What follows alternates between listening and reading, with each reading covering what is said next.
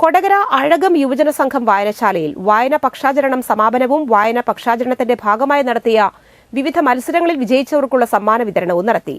കലാകാരനും അധ്യാപകനുമായ വിനോദ് കൊടകര ഉദ്ഘാടനവും സമ്മാന വിതരണവും നിർവഹിച്ചു. വായനശാല പ്രസിഡന്റ് കെ ബാബുരാജ് അധ്യക്ഷത വഹിച്ചു.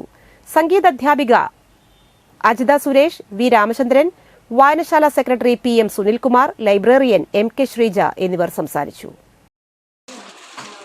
വൊക്കാബുലറി എന്ന് ഇംഗ്ലീഷിൽ പറയുന്ന പദസമ്പത്ത് എന്ന് മലയാളത്തിൽ പറയുന്ന ആ സാധനം നമ്മുടെ കയ്യിലില്ലെങ്കിൽ ഒരു രക്ഷയില്ല. നമുക്ക് ഒന്നും എഴുതാൻ പറ്റില്ല. ഒന്ന്, പദസമ്പത്ത് ഉണ്ടാവണം. രണ്ട്, ഈ പദങ്ങളുടെ അർത്ഥം കുറെയെങ്കിലുമൊക്കെ ഗ്രഹിക്കാൻ കഴിയണം. ഇത് രണ്ടും ഉണ്ടെങ്കിലേ നമുക്ക് കഴിയും.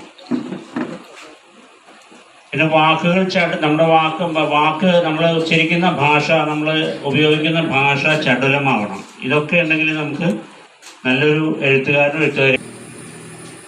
പി എൻ പണിക്കരുടെ ഞാൻ ഒരിക്കൽ കൂടി പറയുകയാണ്, പി എൻ പണിക്കരുടെ ചരമദിനം മുതൽ ഐ വി ദാസിൻ്റെ ജന്മദിനം വരെ ഉള്ള കാലയളവാണ് ഈ 19 മുതൽ 7 തീയതി വരെയുള്ള കാലയളവ്.